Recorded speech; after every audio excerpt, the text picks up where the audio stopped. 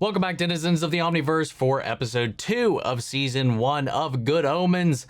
Last episode was an absolute trip of an episode, I'll say. A whole little roller coaster ride through almost like the whole origin of man to present day. Well, no, not even to present day. Well, I mean, yes, also to present day, but I was going to say also to end days.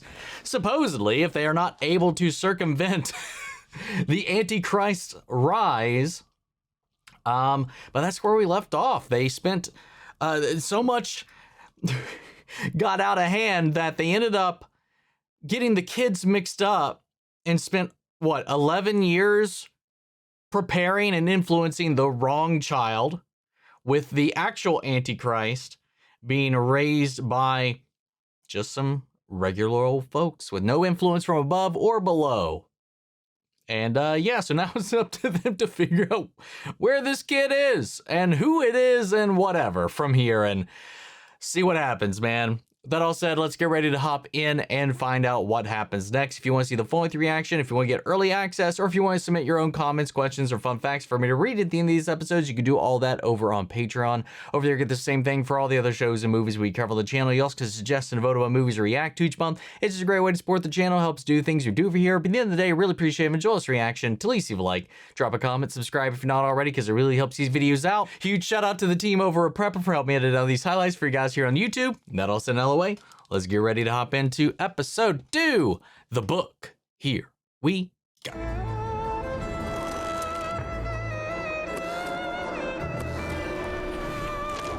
Only 2 days until the end of the world now. Can I help you? What is that book? That is I would so... like to purchase one of your material objects. Books. Let us discuss my purchase in a private place, because I am buying, Pornography?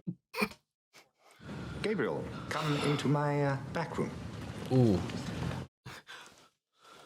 Easily embarrassed, we must buy our pornography secretly. and so easily fooled. Yes. What an unwieldy book, though, that was. No. Sodom and Gomorrah. Oh. You were doing a lot of smiting. Wait. You could definitely call it that. Something smells evil. It might be all that pornography you're buying. Oh, that'll be the Jeffrey Archer books, I'm afraid. I like that. Whatever. Well, we just wanted to stop by and check on the status of the Antichrist. What's wrong? I mean, if there is something wrong, I could put my people onto it. Your people? Isn't it just you? There's a lot happening, all good. All good? Well, all going according to the divine plan. Okay. 4 horsemen of the apocalypse are being summoned. Death, pollution, famine, war. I guess Exactly pollution got summons them. upgraded Not my department. or Or modernized. maybe outsource that sort of thing. To where? You can't have a war without war. Sandalfund, that is very good. You can't have a war without war? I might use that.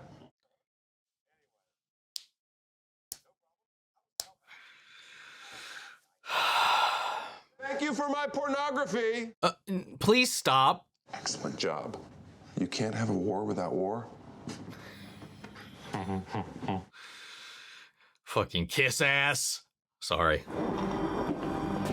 Just love his fucking strut. It's also kind of sneaky. Welcome back. Now the government's foreign affairs spokesman will be here. Pam and Sam in the am. Do you know what's in your fridge? Morning, Crowley. Oh! Our operatives in the State Department have arranged for the child's family to be flown to the Middle East. The 4 horsemen will begin their final ride. Yeah! We are the fallen. Never forget that. I didn't mean to fool. Mm-hmm. I just hung around the wrong people.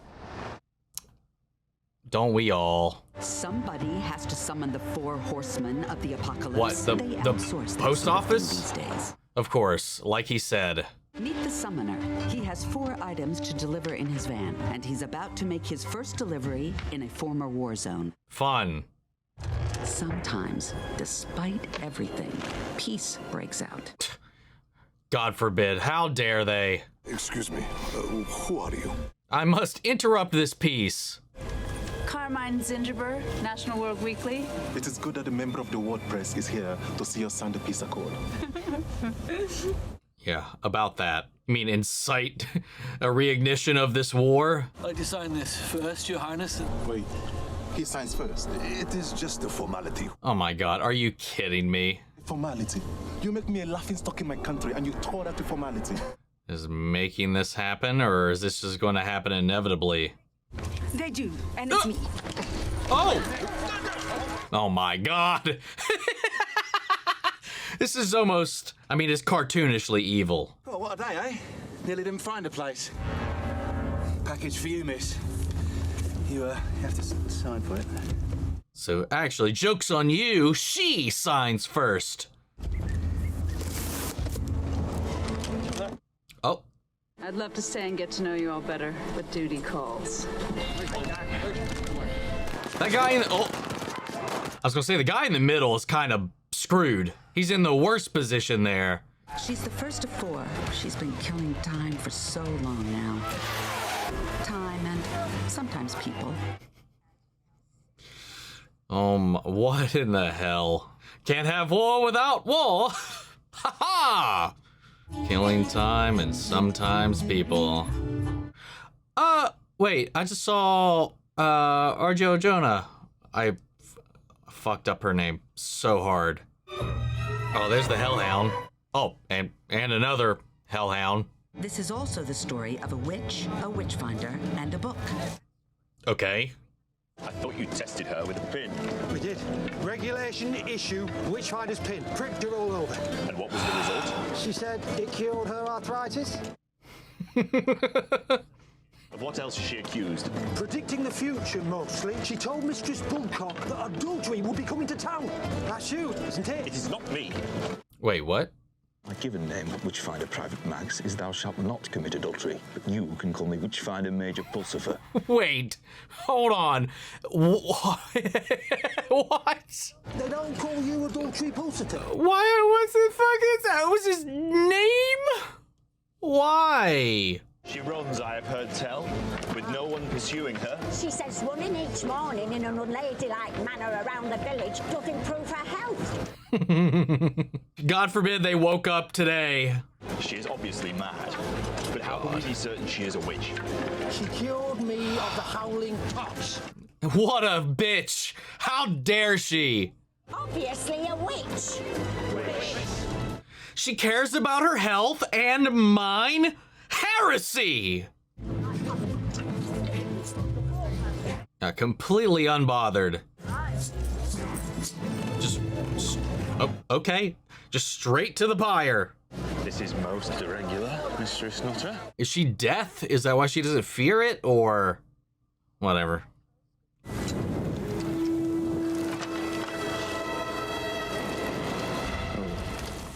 Wait, what did I... Oh! Nice. Death hath belongeth to the witch hunter bear. Oh my God. What a name. Agnes's petticoats, in which she had concealed 50 pounds of gunpowder and 30 pounds of roofing nails.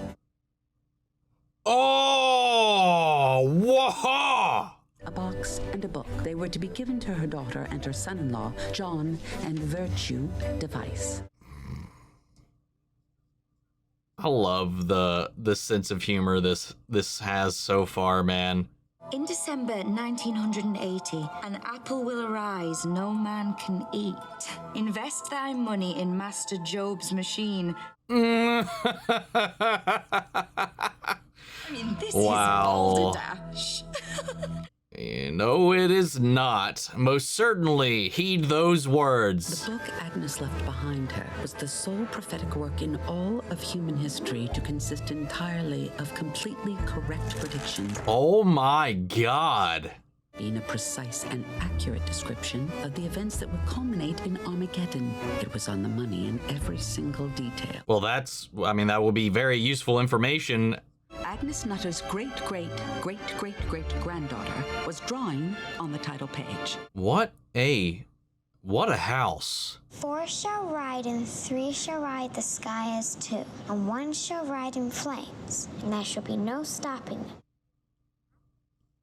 And ye shall be there also, in Athaba. She's got special plans for you, mi amor. You're the one that's going to have to save the world. No pressure. None at all. Meanwhile, in Dorking, Surrey, thou shalt not commit adultery. Pulsifer's great-great-great-great-great-grandson. I can't believe that was his name. Oh, wait. Did the camera just like bang up against the window? I just changed the plug. It'll work now.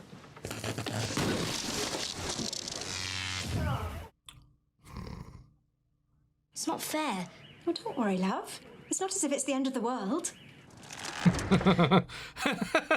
Wait, Dick Turpin? And you are? Newton Pulsifer. Newton Pulsifer. I was just wondering, is there a way that I could do this without putting it in the computer? Maybe someone could print it out for me and then I could do the sums on paper. No, no one is going to do that for you, bud. I've just got to hit return and I'll be with you. This dude is cursed to like knock out the power systems and everything. Not very good with computers. Oh well. Mm-hmm. Need a hand, Dick? My name's not actually Dick. It's the car's name. Why would you do that? You can ask me why if you like.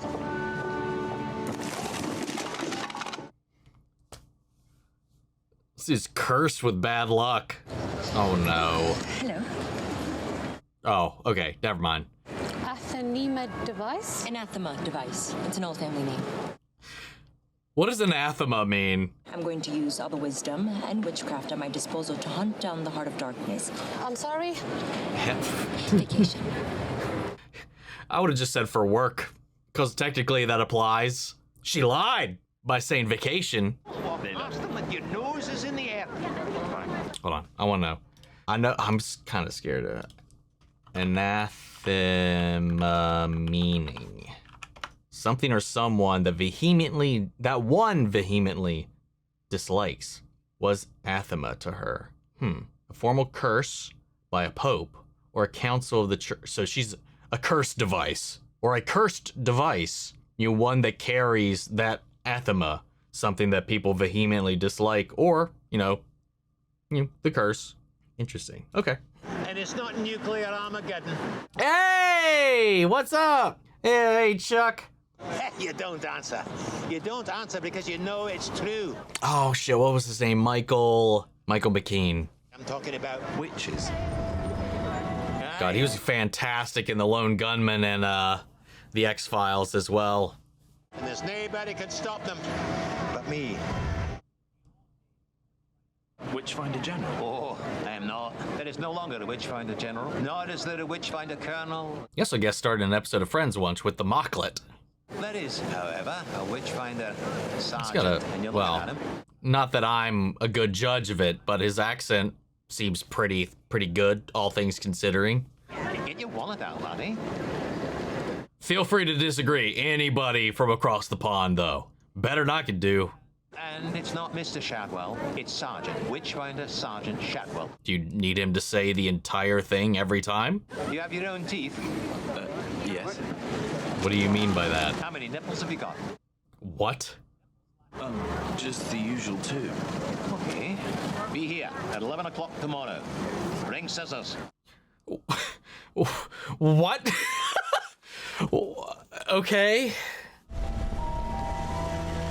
All right. What is the assistant required to combat the forces of darkness? Uniform, basic training provided, field promotion certain. Be a man. Witchfinder Sergeant Shadwell. Phone number. Operation base.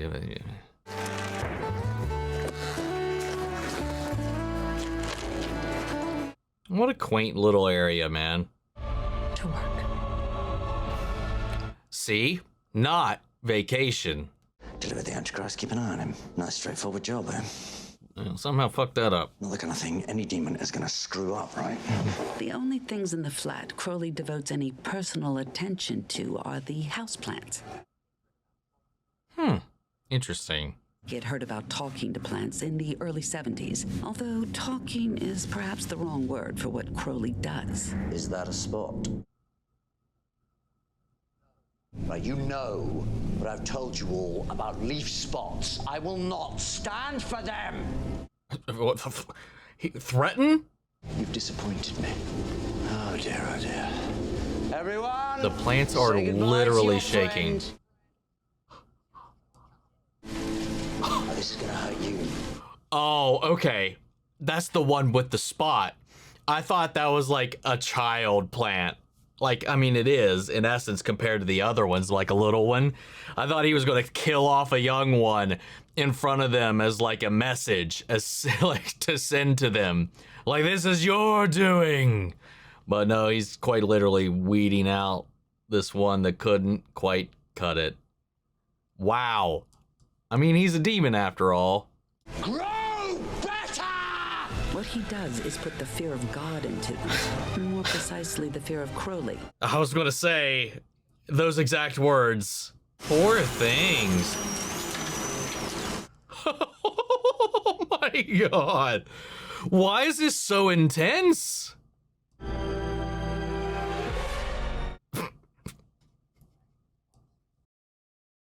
Nice and accurate prophecies of Agnes Nutter. Well, of course I know who she was. Born 1600, exploded 1656. No, I can't name my prize. I don't have it. Nobody had... Well, there really is no need for that kind of language. Who was looking for it? Just out of the blue like that. Was it them?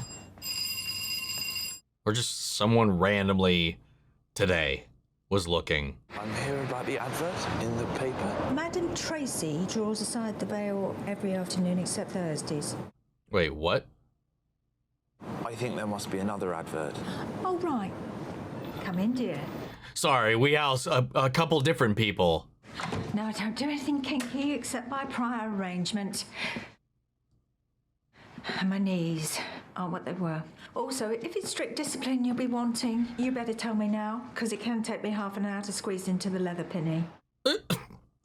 Is this a test? This has to be a test. I'm here to join the Witchfinder army. Oh, Mr. Shadwell said he was expecting a visitor. Okay. It's just been him for so long. How has he not put y'all to the stake? Away with you, harlot. Scarlet woman. Jezebel. Oh, Mr. Shadwell, I'll bring you both tea. He's in the army now, Jezebel. He'll make his own tea.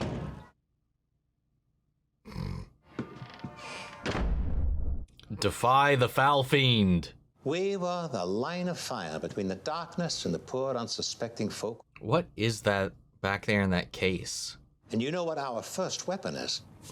The thunder gun of Witchfinder, Colonel. Get him Thunder gun. You, Dalrymple. Nay, laddie. Them and these names. At least that was a nickname. Very good. And you know what we do with them? No, lad. I mean, what else I did with that? That's what I thought. You read. Oh. Okay. Okay. I want to see what his whole flat is like. It's so rigid and cold, but neat. You've lost the boy. We've lost him. Well, you've lost. You still know, his age. I just hope nothing's happened to him. Nothing's happened to him. He happens to everything. Go through the hospital files. And then what? And then we find the child. Just like that. Watch out for that pedestrian! She's on the street. She knows the risk she's taking. I mean, what? Nothing's gonna happen to y'all. Only you can't do 90 miles per hour in central London. Why not? You'll get us killed. How do you do 90 in central London right now? Music, why don't I put on... What's a Velvet Underground? You wouldn't like it. No, bebop. God, he's so like, what's the word? Not neurotic. I don't know. He wasn't wearing a collar, and we asked, and nobody's reported a missing dog. Our dog doesn't like me. I'm worried this kid is just standing in the middle of the street. Whoa! Actually, both these kids are standing. 39 different flavors of ice cream. Yeah, First name is Jeremy, but nobody's ever used it, not even his parents, who call him Youngster. Okay. But I'm worried about these kids standing in the street with them gunning it. I mean, that's certainly not true. Pepper's given first names were Pippin, Galadriel, Moonchild.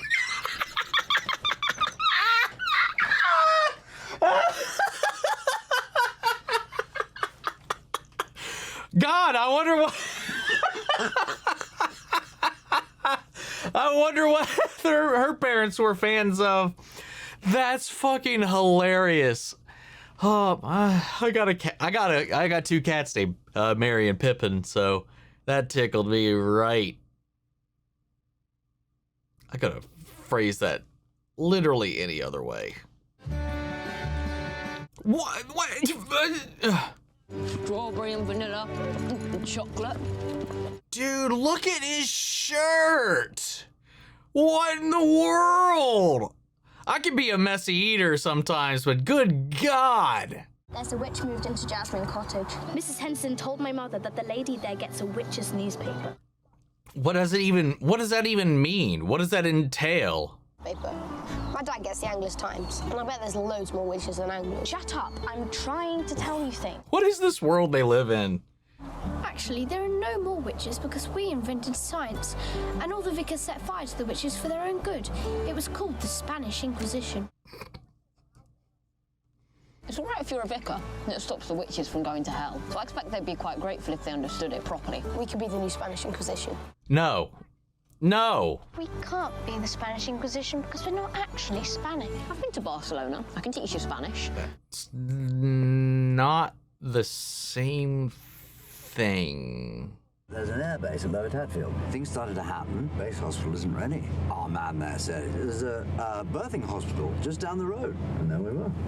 Rather good organization. I was actually about to say something along those lines.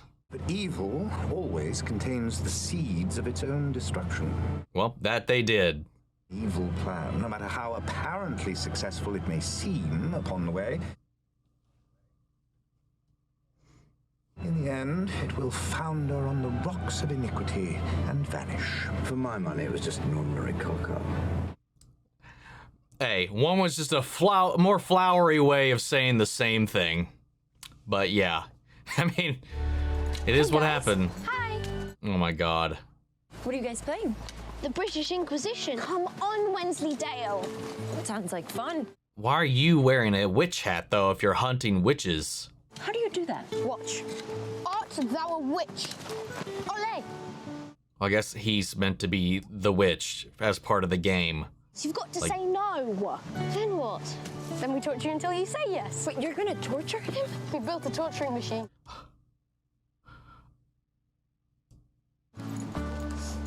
Is this... In this situation, I actually am a witch. I have a big pointy hat, and we have a cat at home, and I borrowed Mum's broom. Okay. You're not a witch. There's no point taking all this trouble if you're going to go around saying yes the minute we ask you. We had a tire swing when I was a kid. Why must I do all the work? I'm being tortured here. Actually, this is very painful. I'm gonna go home if I can't have a go. Don't see why evil witches should have all the fun. You have to keep pushing. No. This is some... I don't have anything. This is just so innocent, despite everything that it's emulating. Obviously, that's the crux of the humor of it. Swing, let someone else have a turn. Torturing swing. Let everyone have some fun on the torture swing. What a stylish little car, man. Like how he cut to stay on the path while Crowley had to went out of his way to walk across the grass. It feels spooky. I don't ever say that. I like spooky. Big spooky family. Let's go talk to some nuns. Oh, whoa. Oh. Blue. Wait. Oh, it's paint. Oh, wait, what? You've both been hit. I don't know what you think you're playing at. Oh my fuck, shit! What the hell was that? And what are we doing? Holy shit. Ah, that hurt my shoulders. I'll never get this stain out. You can miracle it away. Well, I would always know the stain was there. Oh my God, I'm the same way. Oh, thank you. And he couldn't have done that himself? You're not disapproving guns. Yeah, unless they're in the right hands. What? Then they give weight to a moral argument, I think. A moral argument. Oh God, I love them. Wonder where the nuns went. Yeah, well, oh yeah, wait. That was 11 years ago, so they like burned down, right? Until 11 years ago, the manor was used as a hospital by an order of satanic Oh. nuns who weren't actually very good at it. Well, look who rose to the top here. And no, they were not. What the hell did you just do? They wanted real guns, so I gave them what they wanted. No, what? Couldn't trust those people from purchasing. Bastards. There are people out there shooting at each other. What? Lends weight to their moral argument. Oh my God. I wanted to be a graphics designer, design LPs for the Rolling Stones, but the careers teacher said he hadn't heard of them. They couldn't just say, oh, Norman, we're giving you early retirement. Have a watch, bugger off and tend to your marigolds. Oh my. Let's get the bastards.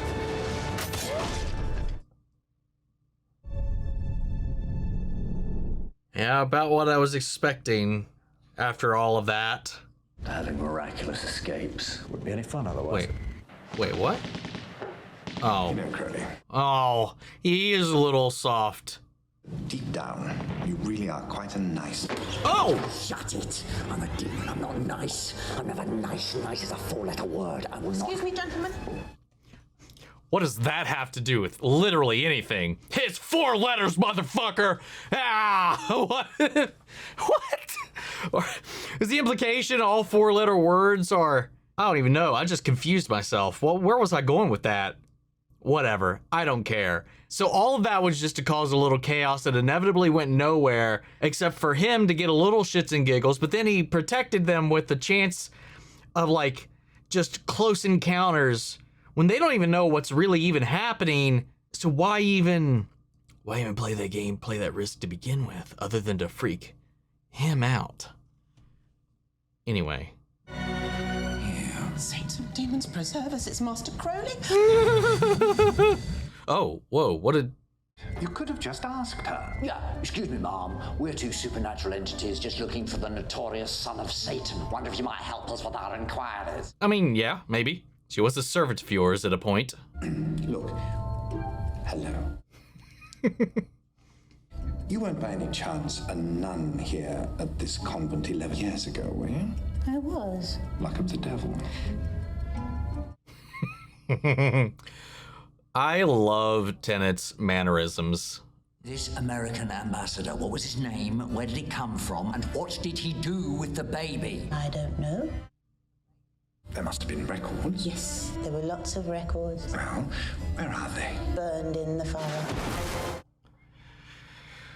Of course they were. Is there anything you remember about the baby? He had lovely little toesy woesies. You awake having had a lovely dream about whatever you like best. Aww. You'd think he'd Meanwhile... show up, wouldn't you? Oh, the police! Well, there's our chaos. The police were called. His powers will keep him hidden from prying occult forces.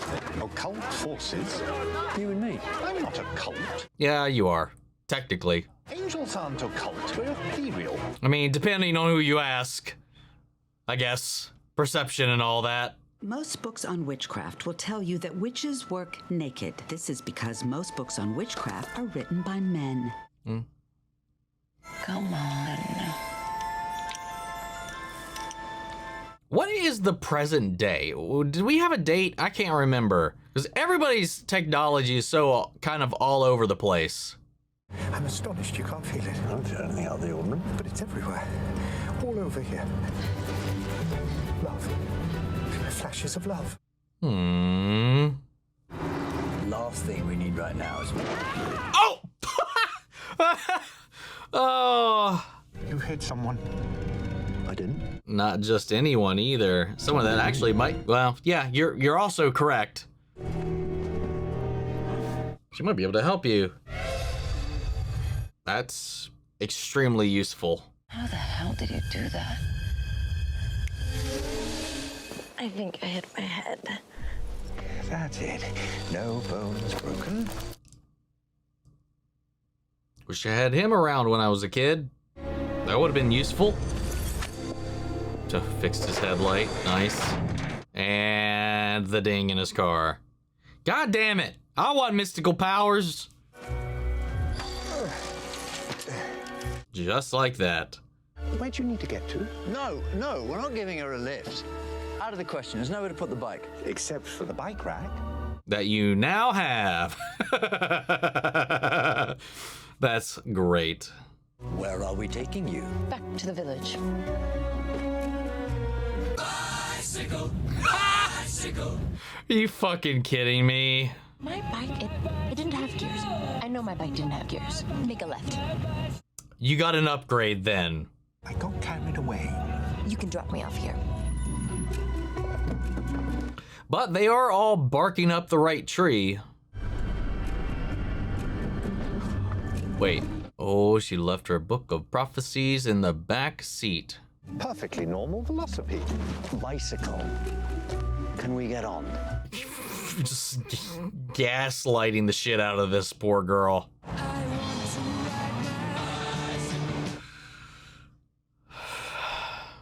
If I get too close, the signal swamps me. Further away, I can get an accurate fix. The answers are always in the book. It's just sometimes you don't see them till afterwards. Doesn't make it very useful then in the moment, does it? The book. Uh-oh. I love how just pouty he looks. We might get another human to find him. What? Well, humans are good at finding other humans. They've been doing it for thousands of years. And the child is partly human. Other humans might be able to sense him. He's the Antichrist. He's got an automatic defense thingy. Suspicion slides off him like whatever it is, water slides off. Like a perception filter of sorts, one might say. Still don't know why you let him keep that dog. It was his birthday, and the way that he was looking at the dog and the dog was looking at him, as if they were made for each other. Well, about that. Where's the dog now? Tied up outside. Come on, dog. Cute. He's quite sweet, you know, when he's asleep. When he's asleep? Yeah. Oh, that was a little weird. Why'd they make that sound weird? Okay. Oh yeah. So we tell our respective operatives to look for the boy, unless you have a better idea. Ducks. What about ducks? They're what water slides off. Just drive the car, please. Was he Scrooge yet by this point? Otherwise, that could have been a reference. If you lined up everyone in the whole world and asked them to describe the Velvet Underground, nobody at all would say bebop. I have no idea what that even means. Oh, there's a book back there. Well, it's not mine. I don't read books. Why don't you just send it to the Tadfield post office addressed to the mad American woman with the bicycle? Oh, and it just happened to have been requested by somebody today. Not a coincidence, huh? But a prediction. You all right? Perfectly, yes. Tip-top. Absolutely tickety-boo. Not suspicious at all. That was a thing. Yeah, that most certainly was a thing. 3008, when that the angel readeth these words of mine in his shop of other men's books. 3008. Like cocoa doth grow cold. Cocoa.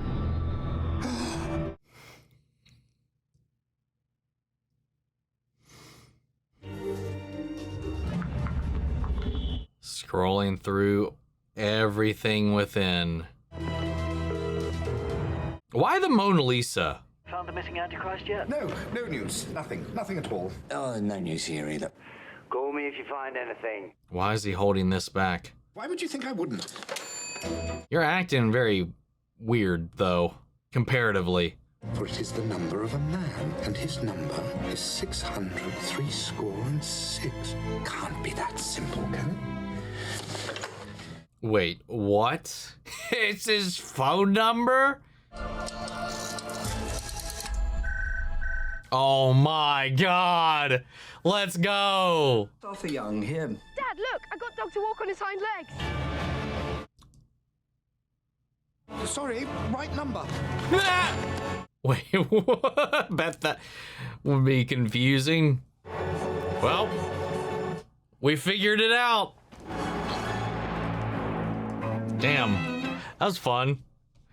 Again, like, it's just like the way it navigates this world is so tongue-in-cheek and fun. The sense of humor and the jovial nature behind so many of these different things, it's just like entertaining. Like the whole witch hunter thing, the naming scheme, Michael McKean, then like the descendants of all of them and the way that that's kind of like changed and shifted as time is modernized, how certain, but then they're still taken very seriously by those who are still following it. It's just, I don't know. Meanwhile, Crawley and Aziraphale are just trying desperately to clean up their mess and, well, clean up Crawley's mess. Was it necessarily his mess? He just brought the kid and put the kid where he was told to put the kid. There's just a bunch of different like factors that kind of went into. I do like how Aziraphale was like, evil will undo itself.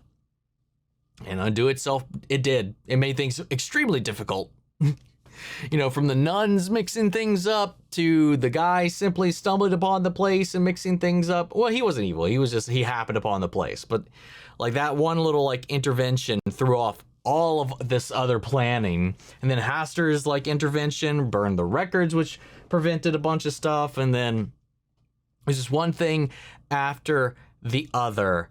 And now we're in the present day and dealing with all this kind of stuff. And the Adam's starting to like get the whispers. I don't know if what that was meant to entail, but the parents like made that weird comment. It was like, yeah, he's sweet when he's asleep. Like almost like it was almost sarcastic. And so I don't know if they were trying to imply that he's a nightmare while he's sleeping. Like that's when the whispers creep in. Maybe he has like night terrors or something like that or whatever. Or maybe she was serious, but then it's to me the opposite. Meaning that he's a terror when he's awake. I don't know, the way they said that was just weird. But these two like going through and trying to like, again, try to figure out what to do, how to prevent the apocalypse from coming was so much fun. The way they interact with the world, the way they see the world, but how they work together, but they're also just kind of doing their own thing, which at times does have them at odds in this like odd coupley kind of way. It's so much fun. Like again, just the humorous nature of this series so far has been very inviting, intoxicating, and then the jump scare though, that legitimately got me so good when just out of nowhere he snake faced. And then the stuff with the kids and just going into all these little random little tidbits about them and them playing witch hunter and them doing all these, like in this very like kid-like, childlike, fun-like way, all these horrible, heinous things. And then the whole outbreak with the paintball, team building exercise, the bike, and then just the whole opening bit with Gabriel and the dude about buying a pornography. Brilliant, brilliant, brilliant. I don't have much else to say about that one. This was definitely like an episode that was definitely mostly about also our introduction to War. So I don't think that we actually get introduced to any of the other horsemen. It was just War, who had to interrupt a peace treaty signing to incite more war. Can't have war without war. So peace negates that need. So there's a game in here strutting up to incite some more of that just by her sheer presence. But we didn't see any of the other ones. We did not meet any of the other ones yet. But I'm assuming now that this book of prophecies will be the key to stopping everything. Because, like, oh shit, I don't remember her name. Arya's character is kind of trying to save the world using the book. But now Aziraphale has it. And for whatever reason or another, he hasn't told Crowley about it. So, okay. I don't know where that's going to go. Then now we got this one guy training to be a witch hunter. Curious how that's going to come into play. But yeah, I'm excited. This is definitely like more of a setup. It's expansion, you know, and then just getting us into the next series of events. Well, I mean, that's just the nature of anything. But it's like definitely a bridge of an episode, I think. But yeah, let's head on over to Patreon and see what you guys have to say about this one. Silver Tier Moon left my shield comments in the other chat, but I'll drop my Good Omens thoughts here. Love the introduction of the Horsemen. They fit into modern times so well. Am I dumb? I only remember seeing War. Or did I completely miss the others' introductions? Anyway, Anathema is literally standing beside the Antichrist and his beast without a clue. That's just beauty right there. I love that. Yeah, just having them just to play in this little game. He's like right there. And it's just because how he's been raised. He's so unassuming. And by the nature of his bond with the beast, the hellhound, it's also taken an unassuming form. So, and like Aziraphale commented on when he entered this village, he senses nothing but love. These pockets of intense love. And how that has quelled, at least so far, the rise of the end of the world, or what would bring it about, which is a lot of fun. Ironic, isn't it? Someone calling Aziraphale's bookshop looking for Agnes's book less than 24 hours before it happens to come into his possession? Yeah, there's definitely something, one, prophetic about that, or maybe non-coincidental about that. Definitely something there, especially now that he has it. 5 fun facts about Season 1, Episode 2. The stripes and colors of Newton's knit tie are a direct homage to Tom Baker's Fourth Doctor and his scarf. Oh, that's cool. I definitely did not pick up on that. I was trying to keep an eye out for Doctor Who references throughout this, but I'd missed that one. That's such a subtle one, too. In the newspaper, along with the Join the Professionals advert, there are 2 lost and found ads of note. First is looking for a missing book, not the book, but actually The Color of Magic, the first book in Sir Terry Pratchett's Discworld series. Hilarious, highly recommended series.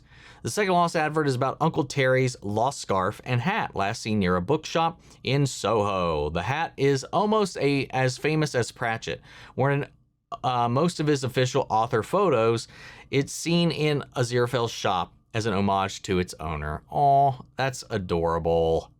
Crowley's license plate reads Nate Ruck or curtains backwards, as in the final curtain, a nod to Monty Python's meaning of life. I love these little, I love it. I love it. Aziraphale's cocoa mug has wings. I did notice that. The handle of it is a wing. And then Josie Lawrence played Agnes not only in the Amazon adaptation, but in the 2014 BBC Radio 4 adaptation. Well, hell yeah, man. Let's see.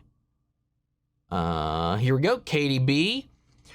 Apologize, this is a long one. I want to share non-spoiler stuff about the book before you get too into the show. Hard not to talk about my favorite book, so once it's out of the way, other posts shouldn't be this long. With episode 2, we finally meet the rest of the cast, and it's a large one. The original book is more of an ensemble story. Gaiman wrote most of the Crowley and Aziraphale material, while Pratchett wrote most of the other characters, but Terry Pratchett was the one who decided to split what was originally going to be one character into the demon and angel duo. Oh, so originally that was meant to be one entity.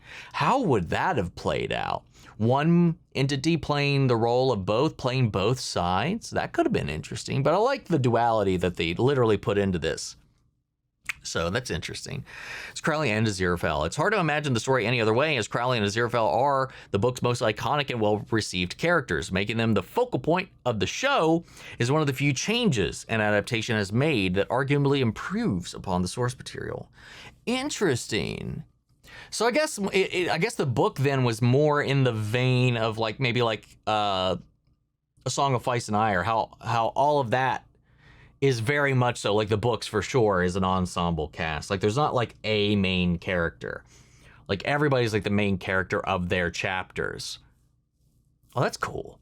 I do like them framing it from their point of view in this, but they do a really good job of making all the other characters' storylines feel like their own thing, and that Aziraphale and Crowley are kind of more of like the bridges that connect these things together, almost.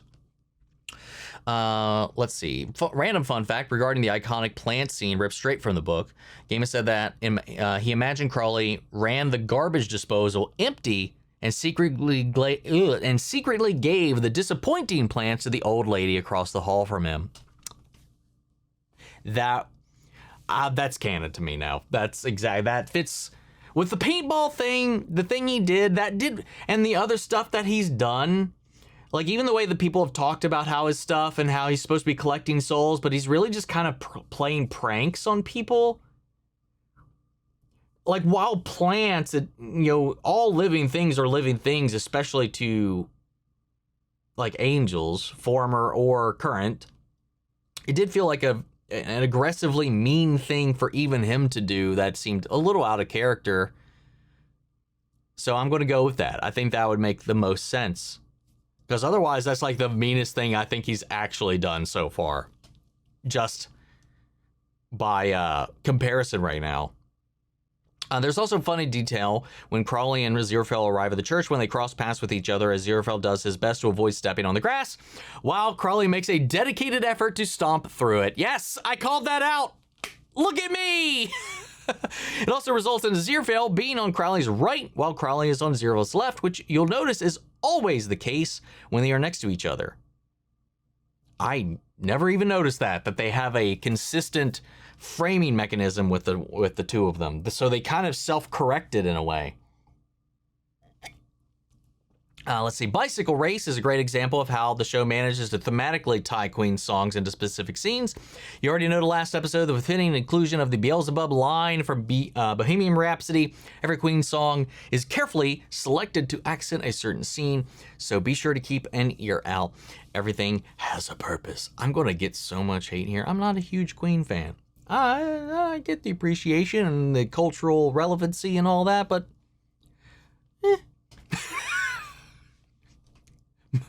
I might cut that out.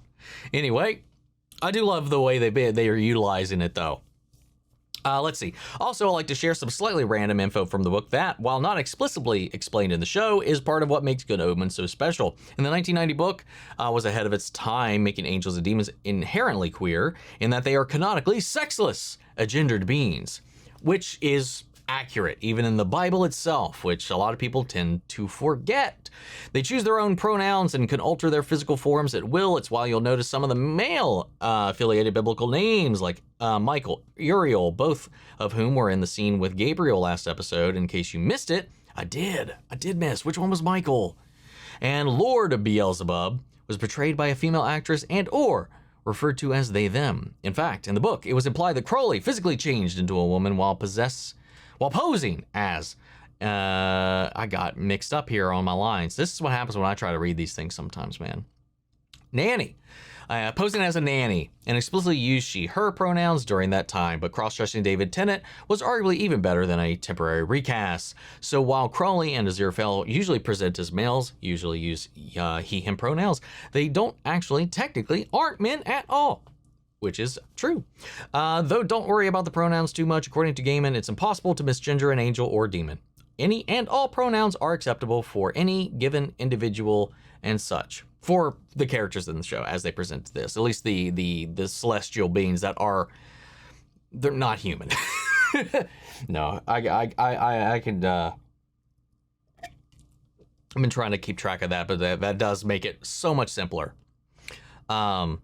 But that's something that I think a lot of people forget. But I think a lot of that goes into like, I mean, I think like what, again, I don't remember the character's name. Audrea was bringing up, you know, when people wrote books about witches, oh, they dance at night naked. And it's like, because they were written by men, you know, the way they kind of like demonized and depicted women and how that's so differently from how everything, and then everything else, like God, the angels, you know, even though it's like angels are these many-eyed, like winged abominations, essentially, when you would ever see like an actual like artist rendering of it, they always went with like prominent male features and all that, and how everything became very, very male centered because that's so much of what was the power of the time, of the people, of the culture.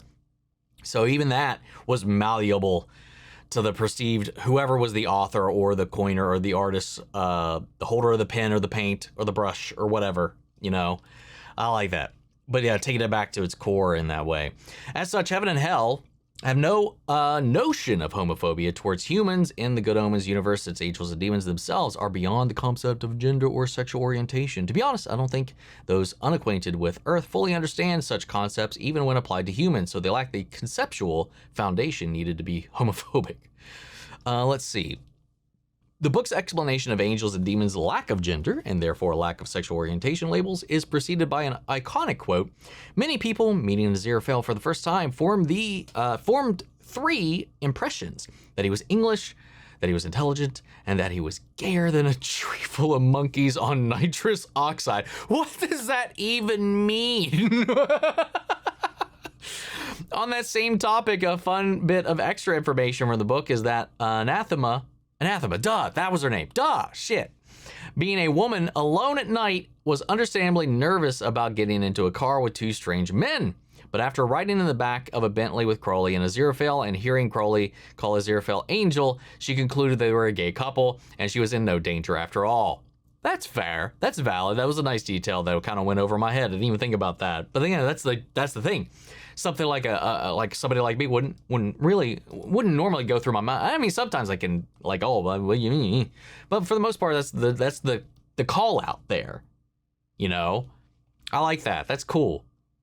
Another nice little detail that I missed.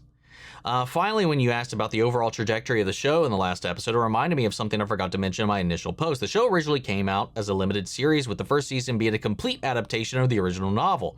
But as it turns out, Gaiman and Terry Pratchett had been brainstorming a sequel novel on and off for over a decade before Pratchett's untimely demise.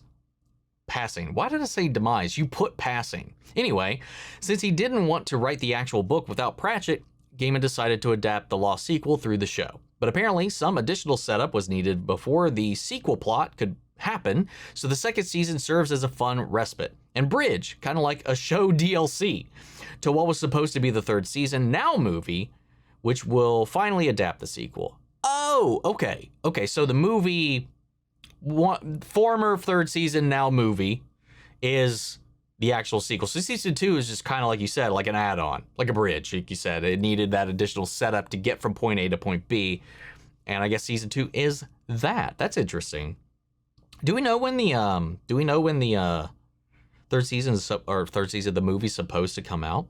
It's a huge shame that a legacy of Terry Pratchett's is facing punishment for Gaiman's heinous actions, and even after Gaiman's willingly stepped down for the sake of the project and Terry Pratchett, it was still a fight to avoid cancellations since his name was so tied to Good Omens. Thankfully, Terry Pratchett's estate fought to get the movie greenlit in place of complete cancellation, and although we won't get a full 6-episode adaptation, we can thank Pratchett's family and estate for giving us what they could. Amen to that, man.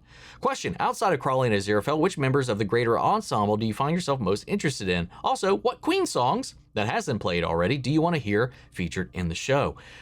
Based on my earlier comments, that might be a difficult one to answer, because actually all the ones that I know offhand, I think have come up. I'm not a huge Queen dude, man. We Will Rock You. That was Queen, right? Hold up. Yeah, We Will Rock You. Yeah, that. I'll go with that. I don't mind. I like that song. I mean, I like Bohemian Rhapsody. I'm just not like I don't know. I feel like it's just overplayed, I feel like. Anyway, don't lambaste me too much. But as far as like which members of the greater ensemble do I like to follow so far the most? Well, we finally got that here, right? For the most part, you know, we didn't quite get too expanded until that. Like you said, you said we met the rest of that right now. I'm gonna say like maybe I'm gonna say Anathema probably right now. Her or Adam, I would say. Looking forward to next week. 1-3 is a fan favorite. Let's see. Elidoscope here. Not much to say about this particular episode, but I thought I'd share a cute tidbit from the book. After Crowley and Aziraphale crash into her bike, Anathema is understandably wary, kind of like, I think you mentioned this, getting into a car with two strange men at night in the middle of nowhere. That is until she overhears Crowley calling Aziraphale Angel and figures she's pretty safe with them after all. No harm getting in a chauffeur homed by eccentric gay couple. I love that. You know, you're right. Nobody would bat an eye in a situation like that in some cases. I'm sure some people might still be a little uneasy with a stranger, but you're right. Like, that is immediately a little refreshing, given the counter argument, or not the counter argument, the opposite scenario that you could find yourself in there. I just reread that scene just to make sure I remembered it correctly, and was actually amazed how much of the dialogue in the show was lifted straight from the page with no changes. I think a full reread might be in order this Christmas. Let's see, we got Dagati here. In episode 2, Gabriel might be the funniest side character of the entire series. Dude, that whole scene was cracking me up, dude. The whole bit with them coming in there, with the whole book bit and them in the back, and even the stuff just between the two of them after that was a lot of fun. Yeah, I can't wait to see more of them, man. And remind me, which one was Michael? Because I must figure that out. Anyway, thank you guys for all the questions and the fun facts and trivia and all of that. I greatly appreciate it all. Hopefully everybody didn't click off of here now that I slandered Queen. Not that I did, but, you know, you don't like something, you don't love something, it's immediately hatred these days. Anyway, guys, thank you all for hanging out. Thank you all for your questions. For everybody else, I would love to know what you all thought. So sound off the comments down below. We'll carry on the conversation after the video. Hope you enjoyed the reaction. If it did, leave a like, drop a comment, subscribe if not already. Remember, if you want to see the full-length reaction, get early access, or submit your own comments, questions, or fun facts for me to read at the end of these episodes, you can do all that over on Patreon. And speaking of, before we go, I want to shout out Kiana Chanel, Angela Burr, Adriana Amelia, Lily Chanson, and McGreg. Thank you guys so much for becoming savers here on the channel, helping sponsor and support the rescues them take care of here at the office. You guys have been a tremendous help with all of that. And especially, I want to give a huge special thank you to all of our channel legends. Without you guys and the other patrons, this channel would not be the ship that it is right now, and things would not be running as smoothly as this. You guys make this shit keep on chugging along, and I really appreciate you guys so much, and you guys here on YouTube, because well, y'all, we wouldn't even be here. This is all for you. Hope y'all have a safe and happy holidays, and I'll catch you guys in the next one. Take care, everybody.